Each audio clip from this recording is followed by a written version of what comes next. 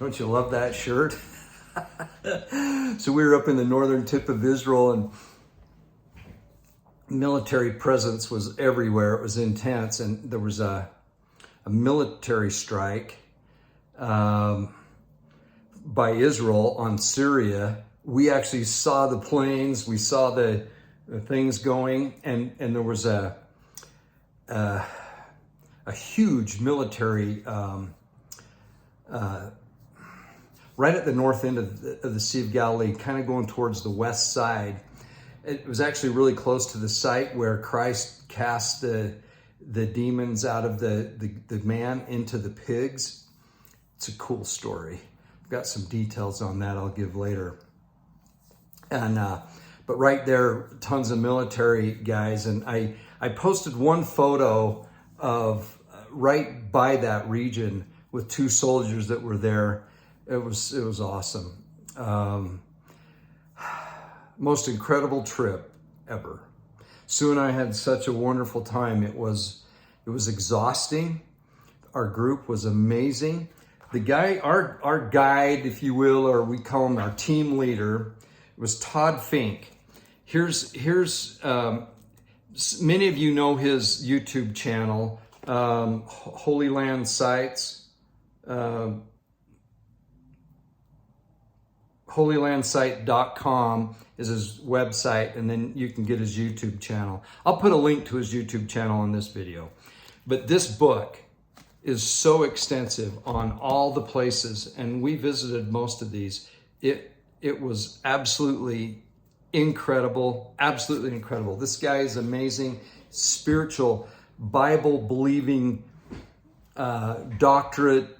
The guy's amazing. His ministry is in Mexico. He and his wife, sweet, sweet people. And most of our group, we had 30 of us, and most of them were, I would say, evangelical Christians, but not necessarily, but I would say 95% had followed him on his YouTube channel, Todd Fink, Pastor Fink, or Pastor Todd, and that's how they found out about this tour. You do need to be in some pretty good physical shape. A lot of walking. It's not the typical tour. You set up your own airfare and your own rooms, and all your meals. You just figure it out. But he has the bus, and the bus driver is Arab. So getting into West Bank sites was awesome. And I'll go over kind of, in this video, I'll go over where we went. Subsequent videos, I'm going to get into detail of the things we learned. I've had a set of scriptures. I don't know why I bought them. I bought them years ago. It was kind of a closeout at the distribution center of these nice books, the Bible and the Triple. It's like this Italian leather. I'm not really a fan of scriptures that have these tabs. I don't like them. Like my old, that I've had forever, Bible, it's just like this. It gets kind of thick, but I love this. And I didn't want to take this. It's too bulky, and I wouldn't want to lose it. So I've had these, and I thought, I'm going to take a set of scriptures just for this trip. And so what I did is I tabbed all the places we were at, and the scriptures that to identify the site, what took place there, the significance of it. And you can see, there's a section you can see right here where there's no tabs. So this would be like the index, the dictionary and index. But this tab right here, these are Isaiah and Jeremiah, that section of scriptures and the other prophets, because those are prophecies and not really associated with a specific place. Very interesting when you look at it that way. Okay, back. I got to look at the map again real quick. Pardon me.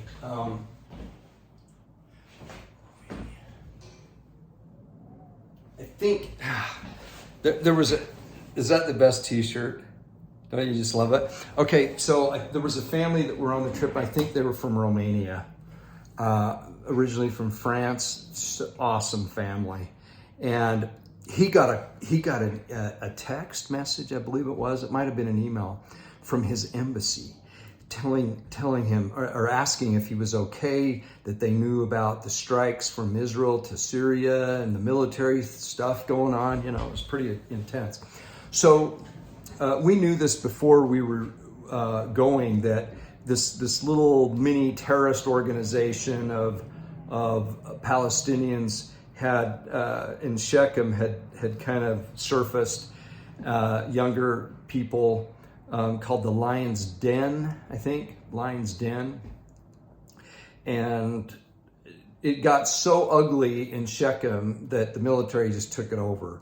So that was one place that you know, I'd been there before, but I wanted Sue to get there, but so we couldn't get there. They ended up taking those guys out, and in retaliation, down in Hebron, a Jewish father and his son were together. One of these groups in retaliation killed the father and injured the son.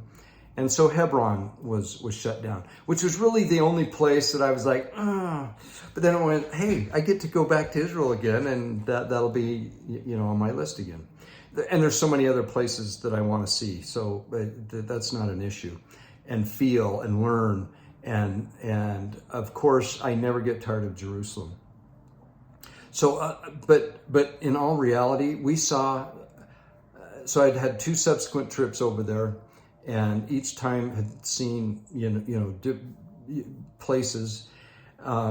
Some places you just have to keep going back to, right? But on this trip we saw so many other.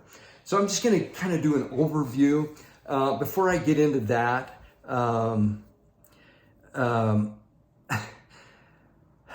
The world, politics.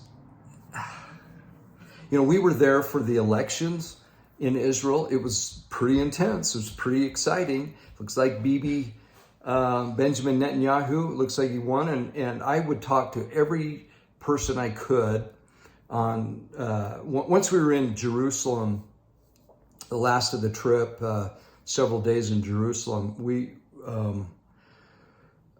would take public transportation, their light rail, and the Huda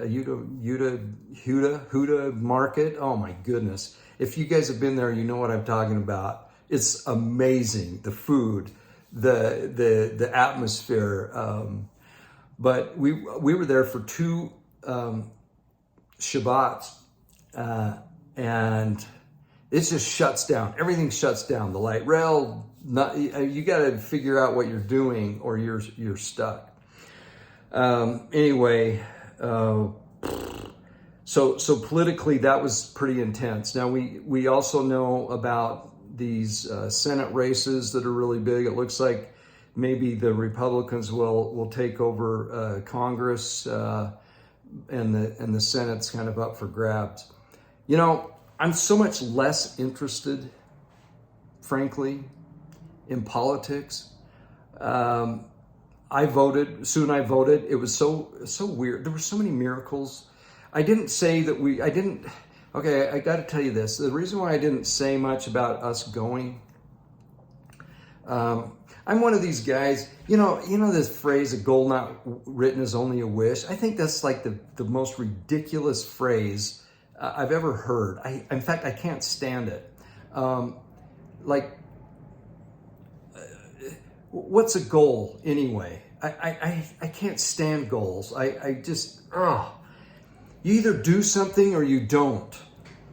You know, do I need a goal to breathe, to eat, to get up and clothe myself? You know, I mean, I know if we're in a particular physical situation, we might need to have that as a goal. You know, we're recovering from something, and you know, today I'm going to put my pants on, you know, or whatever. I don't know. But I'm talking just normal life. Oh, okay, so what? I want a goal to, be nicer, or to do this service or to do that. Just do it. Just do it. To me, it's fake and phony to have these goals. This is just me. Now look, if that works for somebody else, that's great.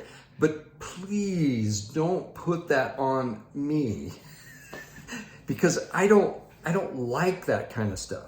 So to tie that into why I didn't say anything about us going is international travel, and you know how we feel about this and this, and this is postponed things. And we kept getting updates, not from Israel, but from airlines, as hey, things could change.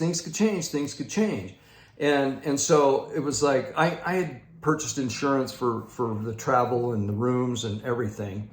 The only thing I would have lost is some money for the trip, but I'm not going if that's required. I'm just not doing it. There's too much evidence now. Too much evidence, guys. If you're still a believer in the procedure, as our great leader Todd Finks would say on our trip, well, God bless him. God bless him. It's kind of like bless their heart. Then you can say whatever right after you do that. So, I really didn't know if we were going to go. So, you know how some people say, well, if you want to lose weight, tell somebody so they can check in with you.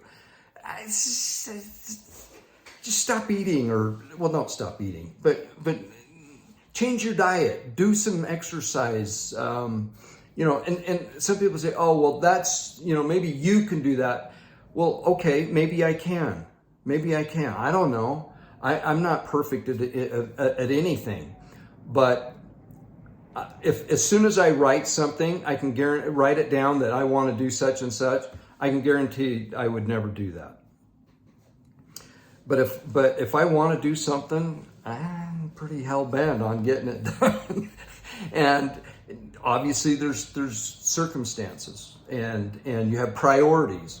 And so if the priority doesn't work in what you want to do, then you stick to your priority. And my priority was, I'm not doing this anymore, and I'm definitely not doing that.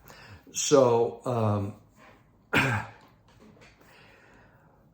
once they came right up, boom, we're gone. We're out of here. And two of our sons watched. We split our dogs up, and one's big and rambunctious, and our son has two dogs like that, and so that's where that dog went. And one's a golden doodle little guy, and our other son has one of those. And and they took perfect care of him. It was so sweet and nice of them to do that. So we had things taken care of, and this was a long trip for us, and I think for most people. It was, I think, just over a couple of weeks, and all in Israel. And it's good to be back, but I'm already missing Israel and Jerusalem. I love the place. I love the people. I feel like I'm home there. So over the next few videos, we're going to be going over this and my little travel guide. I have this cool thing I've taken on a few trips now. It's this little leather, and inside I have a journal. I put a fresh one in. Of course, I have my my Watcher Palmer cards that I pass out if I see anybody. Got home from the airport, guy comes running right up to us and recognized it. It was kind of fun. But so this is the journal that I kept, and you can see my handwriting is just horrible, but I took notes and scriptures, and then I would transfer those and had my scriptures with me. Oh, this was exciting. So, you could just tell there was a little unrest, which can happen. But I tell you, this is safer in Israel than any major big city in the United States, in my opinion. Most sections of cities, big cities in the United States. I wouldn't go, Chicago, New York, Baltimore, probably not even Houston, parts of St. Louis. Are you kidding me? One time we traveled to St. Louis and we got off an exit to call my brother-in-law who was living there, and just to say, hey, you know, this is where we are. And he goes, slowly get back in your car and get the heck out of there. You know, and so and that was a long time ago, but things have deteriorated in the big cities because of the leftist political environment. You know, I'll just say it. So I'm going to spend some time telling you. The other thing was I was thinking of doing videos while I was there, but I am going to refer you to Todd Finks. Professional videos. They have all the camera gear. They videoed this trip. And so in months to come, it takes them a long time to edit and do everything. They have drones, and is so cool. It's so cool. But I'm going to refer you to his site and his videos as far as the specific places. But I'm going to tell you, you know, our experience, the things we learned, I'm telling you, the temple, it's totally changed how I shouldn't say totally changed. I have a greater understanding of why the temple. Why? Why do we have a temple? Why do we focus as Latter-day Saints, as members of the Church of Jesus Christ of Latter-day Saints? Why is our focus on temples?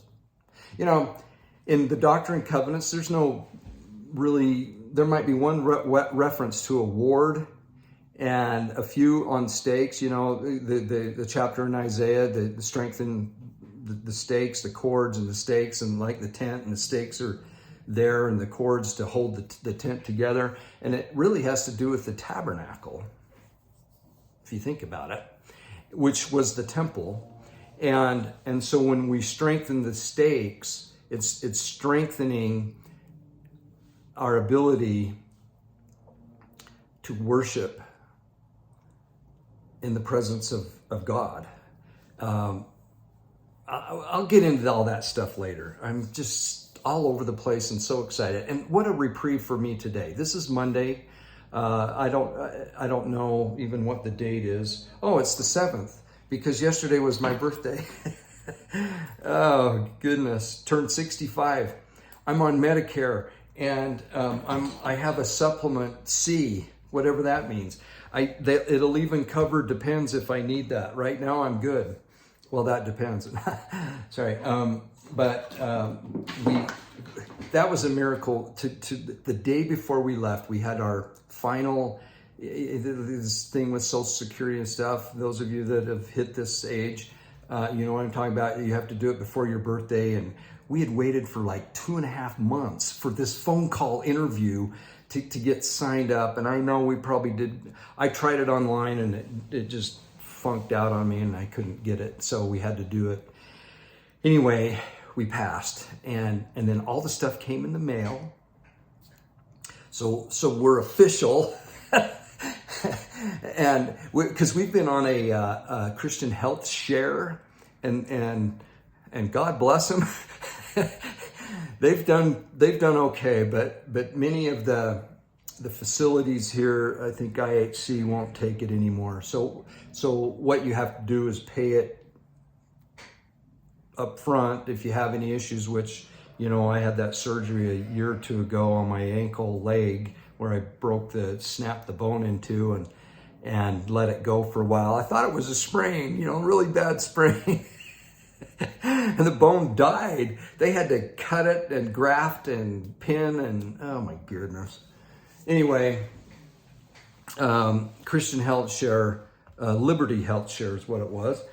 They really took care of it. But now we got notification that they won't. So our Medicare kicked in just in time. Not that I need anything right now, but this wood, knock on wood. Did you hear the dogs barking? Anyway, we're on it now, and that was a miracle. And then today, Monday, the 7th, we were able to sign up for the supplement plan that will kick in December. Wow. And now we're going to be off. So let me just go over an overview of where we went, and probably just can't help myself say a few brief things, and then that'll be it for this video. And then we'll get more specific. Okay, so we flew into Tel Aviv, and we get there, and some idiot planned our flights and didn't allow enough time for the transfer of the luggage in Paris. So we flew to Paris, and then from Paris to Tel Aviv, but the window was really small, and so our luggage didn't make the transfer, the flight from Paris to Tel Aviv. So we get to Tel Aviv, and we have no luggage other than my carry-on, which I thought, you know what, last minute I better change clothes and some things in there, and Sue had a few items in there, but basically, you know, for 4 days, I think it was, we were just, in fact, one of the ladies, Angela, Tim and Angela, I'm going to interview her on my channel. We're going to do it. She is amazing. Her story is amazing. But she had clothes, and she shared some with Sue, and it was so sweet. But it was kind of part of the adventure, you know. We got this little tiny carry-on, and the thing that I was stressed out the most is I didn't have my supply of Cardio Miracles for the trip. It was in the big suitcase, and I was a little stressed, to be honest with you. But you know, we have prayer, right? We have prayer, and towards our end of our stay in Tiberias, our luggage showed up. It was just a miracle, and they brought it to us from Tel Aviv, which is a bit of a drive, you know. It was awesome. So we ended up getting our luggage in about 4 days. You just roll with it, guys. You just roll with it. Okay, so we flew there. We didn't have our luggage, no big deal. We just went, you know what, not going to let it ruin our vacation. Let's not let it ruin our vacation. Remember that scene in What About Bob when Richard Dreyfuss gets notified, Dr. Leo Marvin, he gets notified that Bob, his patient, had died. And he goes, well, let's not let it ruin our vacation. And he claps the clapper light, you know, rolls over. That's what you got to do. Okay, so the first place we went to the next morning, so we fly in, we had this little get together in our hotel in Tel Aviv, just really beautiful, really nice place. And had our little get together with our group. Not everybody was there, but most had got there by then. And anyway, the next morning, bright and early, we're on the bus, and our first stop is Joppa, or Jaffa is another name. And interesting thing, so you have these different gates around the old city, Jerusalem, and one of them is the Joppa gate. It's kind of the busy, you know, cool place to be, and it points towards Joppa. And then you have the Damascus gate, points towards Damascus. And in back in the day, these were the gates that were used as you came in from those different places. So other than the dung gate, and that's where all the waste went. Okay, so Joppa, you have so many stories there. Old Testament, you have Jonah. You have the cedars from Lebanon would come through there for the temple, for the construction of the temple. In 2 Chronicles, it talks about that. The cedars of Lebanon. You have the coolest story. This is where the gospel goes to the Gentiles. This is where the Spirit comes upon the Gentiles. You don't have to be a Jew or even Jewish to be a member of God's kingdom on earth. And this is where it all starts. Remember the Simon the tanner? We were at his home. We're up on the roof, Up on the roof. I did a video on that with that James Taylor song. I think Carole King wrote that, if I'm not mistaken, maybe along with somebody else, but up on a roof. And he has the dream of the table of food and all this kind of food that he's not supposed to eat. But the dream interpreted is that the food is to be for everybody, and everybody can eat and consume, and it goes to the four corners, right? To everybody. This is where that started. And it's beautiful town right on the Mediterranean. Ah, just gorgeous. Okay, so we went to Joppa. Yeah. And we'll read the scriptures later and do all that. Then we went to Caesarea Maritime, Caesarea, Roman city. So Herod built a temple there. Part of it goes out into the Mediterranean. You can see it. It's beautiful. But then Pilate. I think this is where now. Let's see.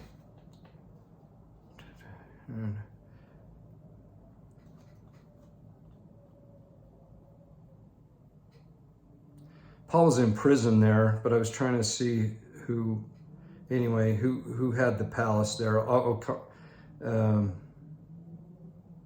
lot of Christians killed here. A lot of Christians killed here. They had the typical Roman, the chariots and the lions where they would come out and eat people who wouldn't deny their testimony of Jesus Christ. And did not bow to Caesar. They were killed there. So there were some really horrible things, but there were some wonderful things too. And the Gentiles continued to getting the gospel there. Herod and then Pilate and the palace in Caesarea. Yeah, so I was right. And then Paul is in prison there, and then that's when he convinces him he's a Roman citizen. And so that's when he gets a free ticket to Rome, which is where he wanted to go anyway, right? Paul's a great guy. Lots of things there. It's really so cool. And a lot of these places you can see, the different periods of time. The Roman, and then you can see the Crusaders that came. Their architecture is different. Their buildings are beautiful, and you can see what they do. And then you have, Muslim conquests after that. And anyway, Ottomans, it just goes on. But Caesarea is beautiful, again, right on the Mediterranean. And the interesting thing about Joppa and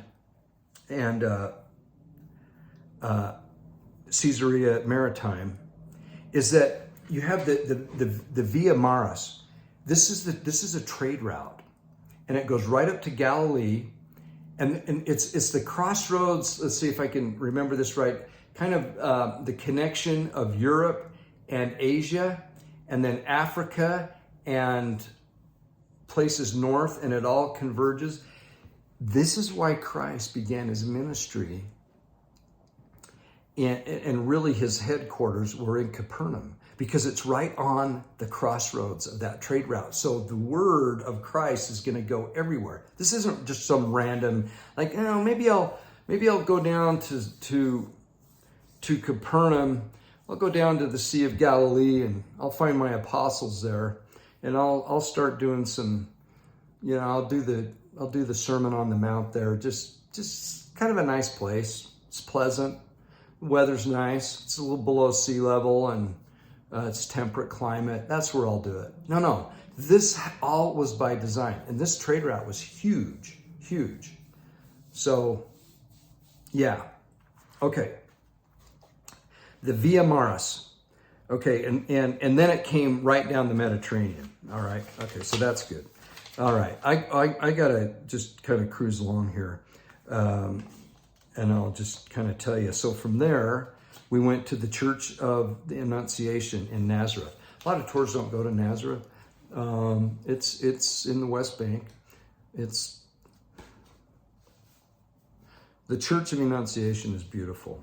So this is the home of Mary and Joseph. This is where Jesus would have been raised. We don't know for sure, but the likelihood is our guide would, our team leader, Todd, would often say it's been venerated. So over long periods of time, this particular site has been picked. Now, Helena, the mother of Constantine, was a big part of this. She was a devout Christian, and she went to Jerusalem, she went to Israel, and she had a big part, especially in Jerusalem, of finding and venerating places. And some people kind of freak out about all the Catholic, I say Catholic because one of our missionaries, when we were presiding over a mission, spoke broken English and always said Catholic instead of Catholic, which means universal, and really the beginning of the Roman, of Constantine, and after the Nicene Creed, the Catholic Church is born. And anyway, so a lot of places have been venerated and by Helena, okay? The mother of Constantine. Okay, so the chapel there was so cool. It was just, it's amazing. The Spirit was felt there for me and Sue. It was awesome. Then we went right to our place at the Sea of Galilee in Tiberias, kind of the southwestern part of the Sea of Galilee. And Sea of Galilee, fresh water. We've talked about this before, but kind of being the reversal. It's kind of like Utah Lake, but it's just beautiful. We did the boat ride. From the boat ride, you could see Mount Arbel. And this is probably where the Great Commission occurred, where Christ, told his apostles, to go out. We have Jesus walking on water on the Sea of Galilee, and Peter is the only man that we know of that actually walked on water. Christ was God in the flesh, right? And so he was a man, obviously, born of Mary, born of a mortal, but Father was God. So Peter's the only one that's mortal that walked on water. It's kind of cool. He didn't get too far, but he did it, right? That's pretty amazing. Okay.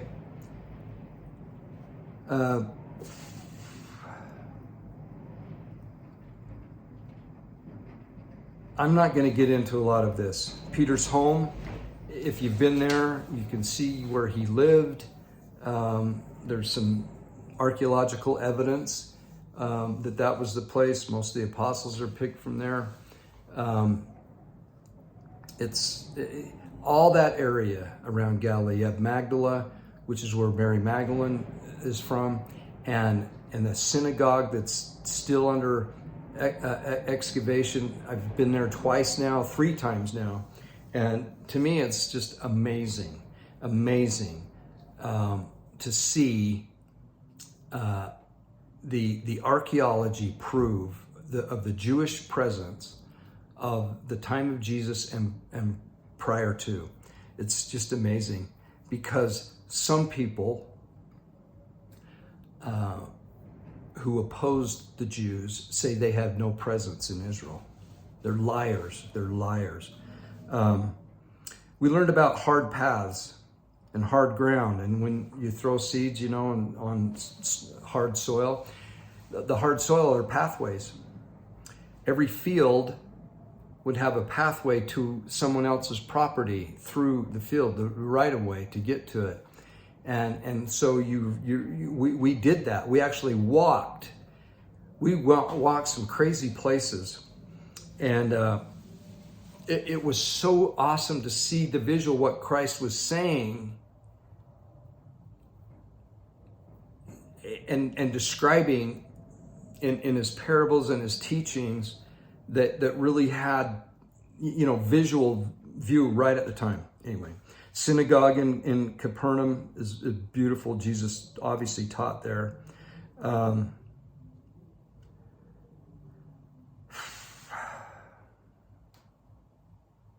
The Gethsemane stone, which is a press, and all his press is there. It's really a cool visual because you can see how that works. And so when we think of the Garden of Gethsemane, which isn't there, but outside of Jerusalem, just up from the Kidron Valley, but to see an olive press, and it's a Gethsemane, it's a press, then the significance.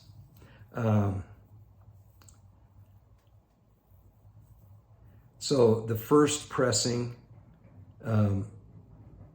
is the virgin oil.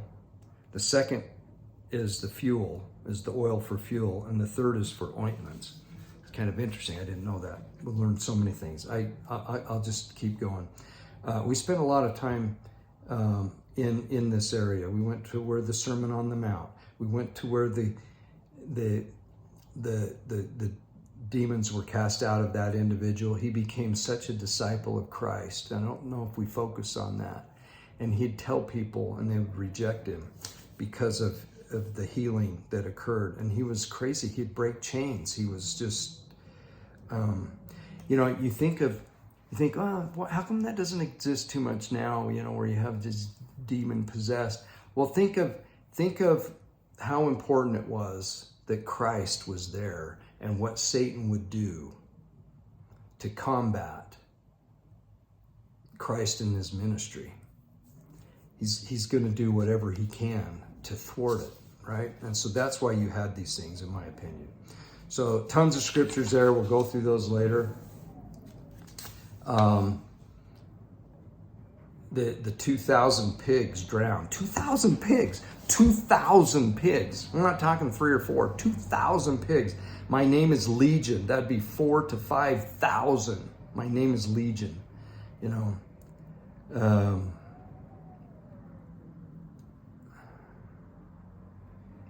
We need to be willing to testify of what Christ has done for us, just as this man did that had those demons cast out of him. Christ really began his ministry where the Jordan River flows into, this is my insight, where the Jordan River flows into fresh water, Sea of Galilee, and then he was baptized where it flows out into the Dead Sea. I don't know, seemed kind of significant. I wrote that down. It's kind of cool. We were up on this lookout. That's where the military guys, 2 of them that I had my picture taken with, they were up there. Oh boy, I gotta get this done. Up north,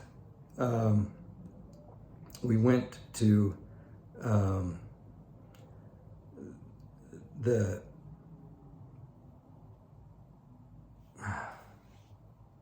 Caesarea Philippi, the most evil place. It's way up north. Christ took his apostles there to show them what evil was, and Jews wouldn't go there. This is so interesting. This is where Christ asked Peter, "Whom do you think I am?"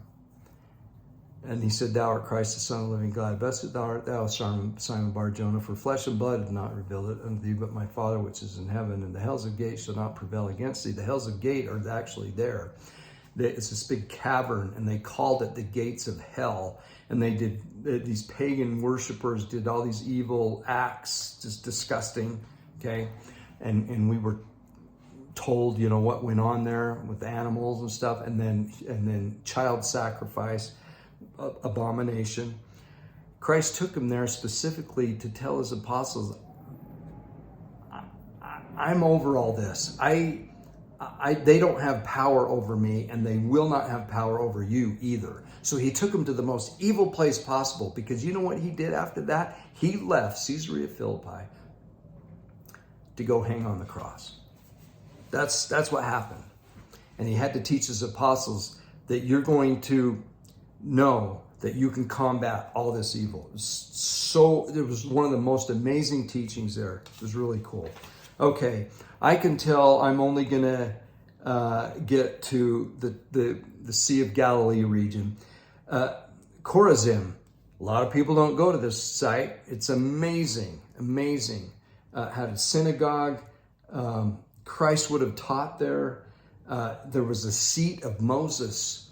that's quite often in the synagogue if they uncover it. And I have a picture of me sitting in the seat of Moses. It was so cool.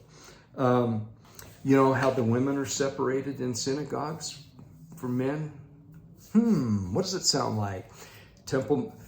Here's kind of a cool thing. So the Western Wall in Jerusalem is actually a synagogue, and that's why the men and women are separate. It's kind of cool. So you can just see so many things at Chorazin. It's up above Capernaum, going towards Caesarea, going towards Dan, and going towards Caesarea Philippi. And Jesus would have preached here. Some of these notes are kind of getting me choked up a little bit. Bethsaida, he cursed them. All these places that Christ cursed, and you have to read those cursings in there because everyone wants to think of teddy bear Jesus. He cursed these cities, and they do not exist. They're not inhabited to this day. The cities that Christ cursed are not inhabited to this day. Put that in your pipe and smoke it. They're all in ruin. Okay.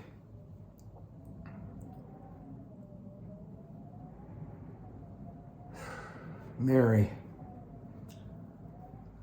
What a devout disciple of Jesus Christ. There's so many cool things we'll talk about Mary.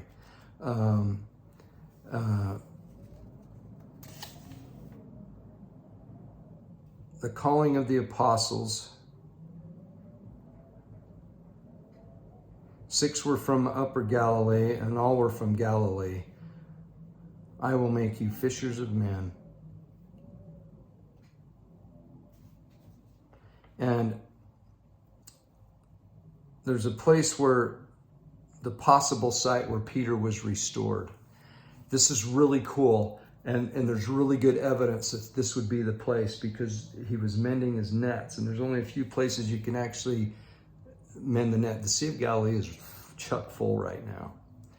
And we went to this beach, and it was, I can't remember the name of the place, but it was probably where Peter was restored. And this would have been, by restored, remember, you can read this in James E. Talmad's Jesus the Christ. So Peter denied Christ 3 times, right? But after Christ's resurrection, and he appears to the apostles, Peter runs out to him, and on the shore he's eating fish with them as a resurrected being, and he says, Peter, do you love me? Yea, Lord, I love thee. Feed my sheep. Peter, do you love me? Yes, I love you. Feed my lambs. Peter, do you love me? Yea, Lord, I love thee. Then feed my sheep. Or feed my lambs. I can't remember which. This is where that happened. And so he's restored. What Christ did is he gave him 3 times to declare his faith and his love and devotion to the Savior, to cancel out the 3 times he denied him. It's just so beautiful. It's so beautiful. So personal, right? And Peter needed that. Bet Shean. You know what? I'm going to stop there.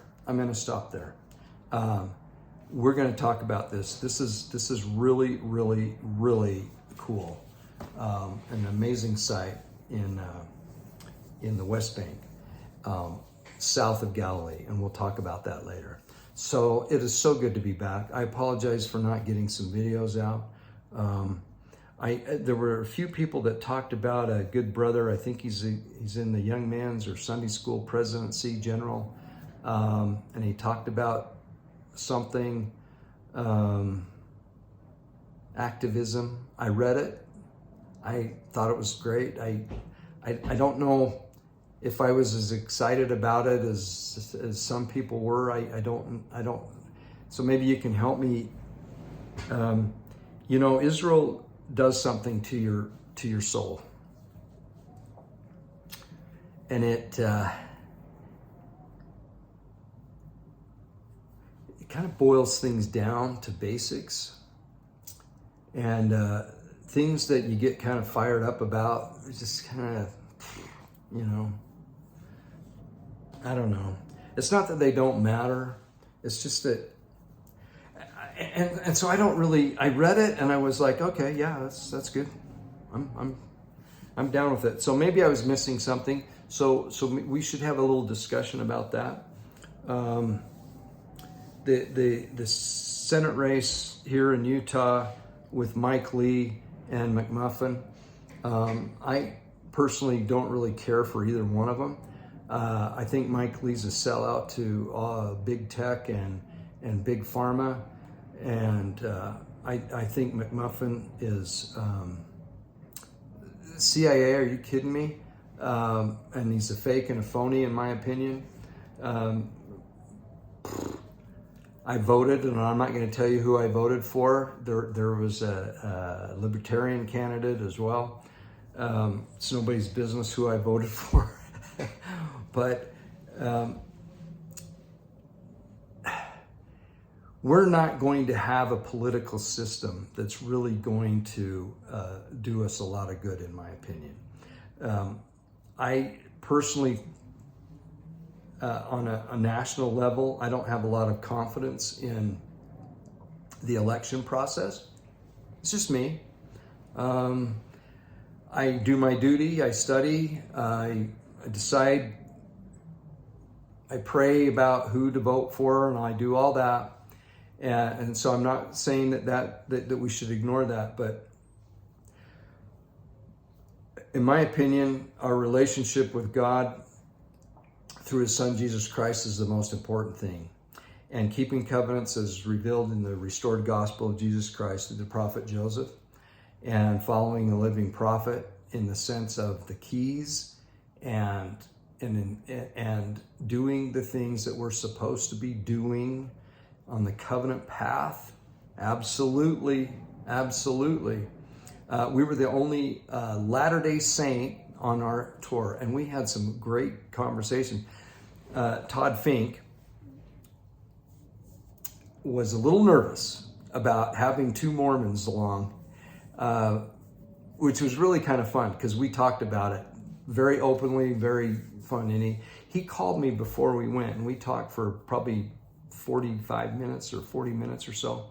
And he told me, you know, once we were a few days into the tour, I said, were you kind of nervous to have some Mormons on the trip? And he goes, I was. And he said, but after our conversation, I all that went away. And we just got along with everybody, and hopefully they got along with us. And we have so much more in common than we have differences. It was just an amazing experience. So with that, we'll shut this video off.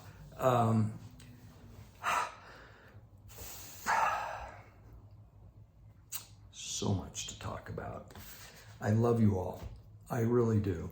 I miss talking to you. I miss reading comments and getting, you know, feedback and reading inner conversations with those on here. It's really a blessing in our lives to have this ability to do this. God bless. We'll talk to you soon. Can't wait to go into more detail. What I'll do is I'll pick up where we left off, leaving Galilee, and then we'll do. This is just an overview. We're going to go back and actually go through scriptures and see these specific events and some insights from each event, and do that. And I will put the link of the holylandsite.com, his YouTube channel, because you can actually see some of these places. Now, it won't be our video. These won't probably come out for several months because of all the editing and things they do. But when they come out, it'll be kind of fun.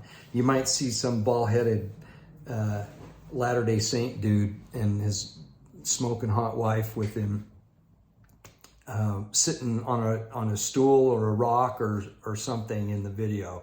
So anyway, God bless. Talk to you soon. Bye.